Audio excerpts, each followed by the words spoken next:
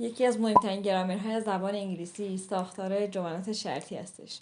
توی این ویدیو میخوام انواع جملات شرطی رو به همراه کلی مثال مختلف بهتون آموزش بدم.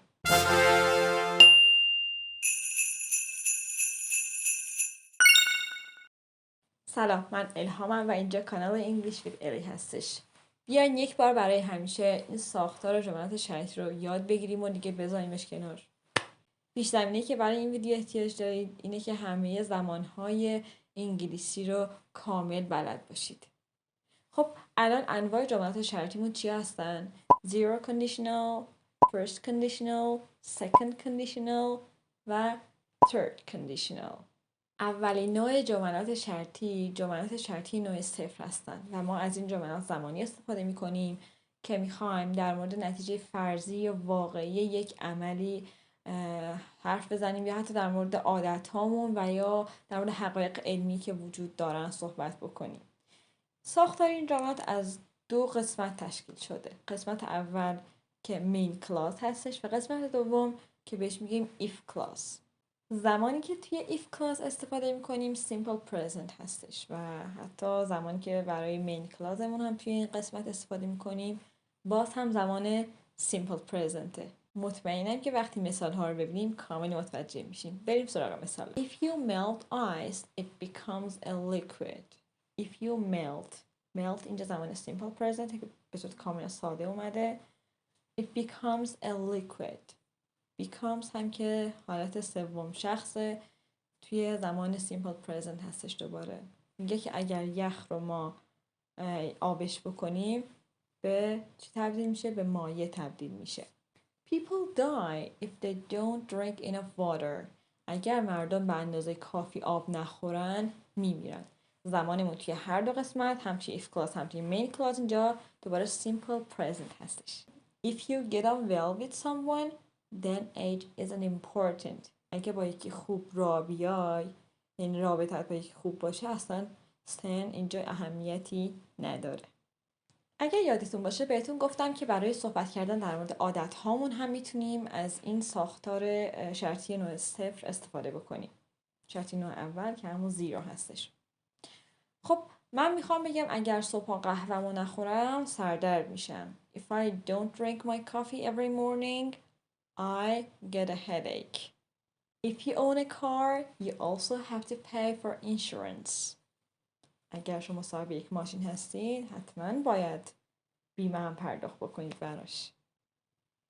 خب اینم که یک جور حقیقت و واقعیتیه که میخوایم در موردش حرف بزنیم و توی هر دو قسمتش هم از simple present استفاده میکنیم. بعضی موقع به جای if میتونیم از when استفاده بکنیم.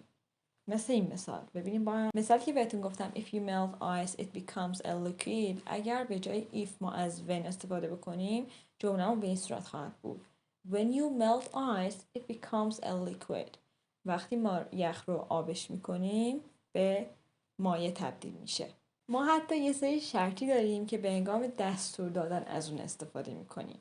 توی اینجور مواقع مین کلازمون بدون سابجکت میاد چون دیگه باید جمله‌مون به صورت امری باشه دیگه داریم دستور میدیم.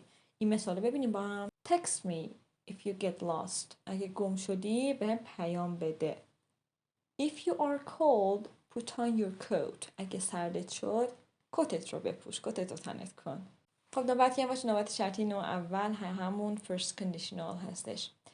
ما زمانی از این نوع شرطی استفاده میکنیم که میخوایم در مورد اتفاقاتی که ممکنه در آینده بیفته صحبت بکنیم. خب میتونیم بگیم که این نوع شرطی واقعی هستش و توی دنیای واقعی ممکنه اتفاق بیفته ولی دیگه 100% هم در موردش مطمئن نیستیم. بریم سراغ ساختارش و بعد مثال ها. خب توی این نوع شرطی مثل شرطی نوع صفر دوباره if clauseمون present simple هستش ولی main clauseمون will plus infinitive. هم first conditional هم zero conditional این دو نوع شرطی که در موردشون صحبت کردیم هر دو تاشون ممکن که توی دنیای واقعی اتفاق بیفتن و واقعی هستن. اینا حتما در نظر بگیرید. ولی دو تا شرطی بعدی که میخوام یکم دیگه در موردشون توضیح بدم اینجوری نیست و از غیر واقعی هم و واقعا اتفاق نمیفتن و توی تخیلاتمون فقط اون اتفاق ها میفته. الان بریم سراغ مثالا تا این مطلب کامل برامون جا بیفته. If this thing happen that thing will happen. اگر این اتفاق بیفته اون اتفاق هم خواهد افتاد. If I have time, I'll finish my painting. اگر وقت داشته باشم نقاشیمو تمومش میکنم. If I earn enough money, I will help my dad to improve his business. اگر من به اندازه کافی درآمد داشته باشم به پدرم کمک کنم که کسب و کارش رو پیشرفت بده، بهبود ببخشه. If I practice more, I'll be more successful. اگه بیشتر تمرین کنم بیشتر موفق میشم، نتیجه بهتری میگیرم. If you don't wear glasses, your eyes will become weaker. اگر عینک نزنی به چشمات ضعیفتر میشه توی آینده. ممکنه که ضعیفتر بشه. 100% مطمئن نیستیم ولی ممکنه که این اتفاق بیفته. خب شرطی نوع دوم یا همون second conditional. ما از این نوع شرطی برای مواقعی استفاده میکنیم که میخوایم در مورد اتفاقاتی که ممکن بود در آینده اتفاق بیفته ولی نیفتاده صحبت، یا حتی برای بیان پشیمانی یا حسرت یک چیزی میتونیم از این ساختار استفاده بکنیم. خیلی کاربردیه بچه، ولی اینو در نظر داشته باشین که این ساختار غیر واقعی هستش، به اتفاق نمیفته، فقط توی تخیلاتمونه. ساختارش هم که این شکلیه. زمانی که توی if clause استفاده میشه past simple، ولی زمانی که توی main clause استفاده میشه would plus infinitive. If this thing happened, that thing would happen. اگه این اتفاق افتاده بود این اتفاق میافتاد. یعنی نه اون اتفاق افتاده و نه این اتفاقی که انتظارش رو داشت افتاده. هیچ اتفاقی نیفتاده، فقط توی ذهنش میگه که اگه اینجوری میشد اینجوری میشد. If he had more money, he would buy a better car.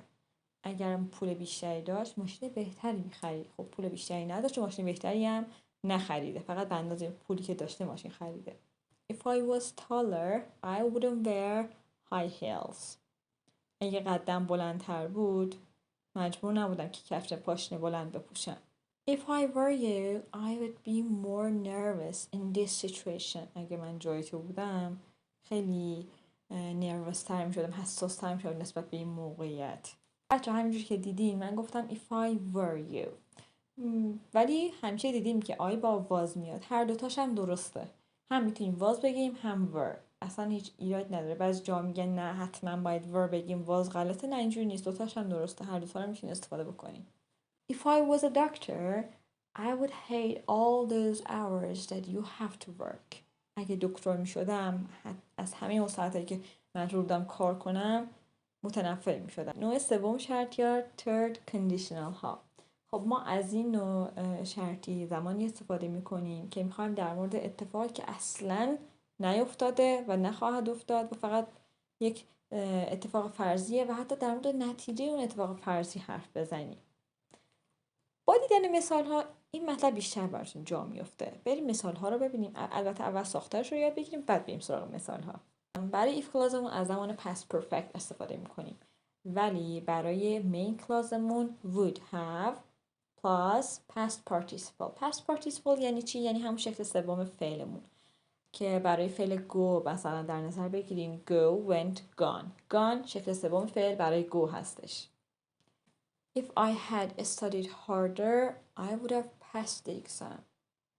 اگه سخت‌تر درس میخوندم، بیشتر درس میخوندم، بیشتر تلاش میکردم، حتما این امتحان رو قبول میشدم. ولی این اتفاق نیفتاده که، فقط داره فرضش میکنه توی ذهنش. If she had received the invitation, she would have come to the party. اگه اون دعوتنامه بهش رسیده بود، اگه بهش دعوتنامه داده بودن حتما به مهمونی میومد، ولی خب دعوتنامه بهش ندادن و اونم به مهمونی نیومده. If I hadn't drunk my coffee in the morning, I would have got headache. اگه من قهوه‌مو صبح نخورده بودم سردرد شده بودم الان. یعنی قهوه‌شو خورده سردردم نشده. امیدوارم که از این ویدیو لذت برده باشین و کلی چیز جدید یاد گرفته باشین. دوست داشتین کانال رو سابسکرایب بکنید و این ویدیو رو لایک بکنید. ممنون میشم ازتون و تا ویدیو بعدی خداحافظ.